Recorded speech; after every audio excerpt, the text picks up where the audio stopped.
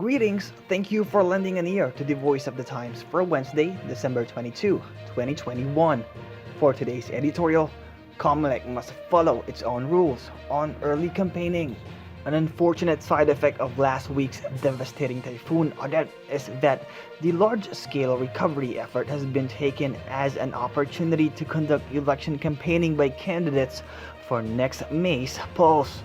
This is sadly not unexpected and perhaps was even more certain to happen this year due to the Commission on Elections' near total disregard for its own rules on election campaigns and partisans' political activities even before the disaster struck. This lack of oversight must change at once. The law typically allows for a fixed official campaign period of about 3 months prior to an election for candidates for president, vice president, senator, and for party-less groups, and about 6 weeks for candidates for other offices. The campaign period is formally declared sometime after the close of the allowed period for the filing of candidacies and substitutions through a resolution issued by Comelec that serves as the implementing rules and regulations for the Fair Election Act or Republic Act 1906 for the upcoming election.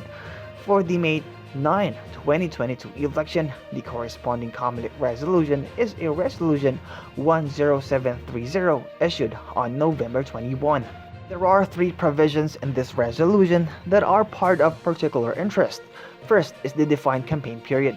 This runs from February 8, 2022 to May 7, 2022 for the higher offices, and from March 25 to May 7 for others. In addition, conducting election campaigns or partisan political activities is prohibited on Monday, Thursday, and Good Friday, which fall on April 14 and 15, 2022. Second, those terms, election campaign and partisan political activity, are specifically defined, referring to any act designed to promote the election or defeat of a particular candidate or candidates to a public office.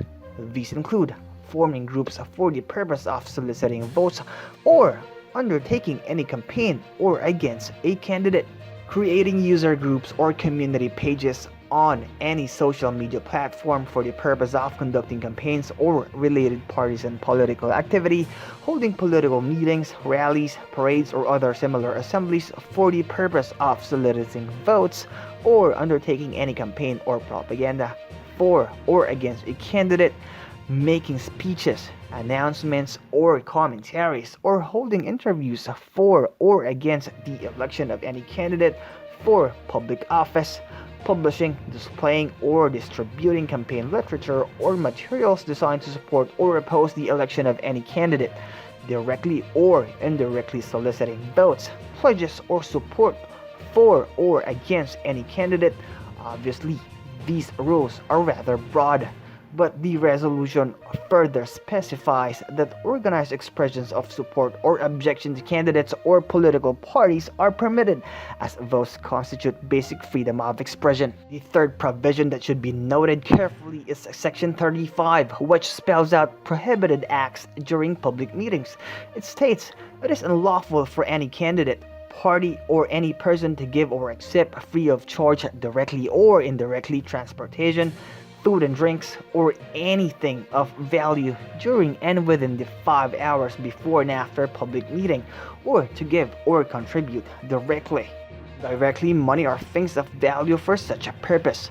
It further adds, it shall likewise be unlawful for any candidate, party, or any person to act in a manner that violate the minimum health and safety protocols and other applicable guidelines prescribed by the Comelec and the Interagency Task Force on Emerging Infectious Diseases.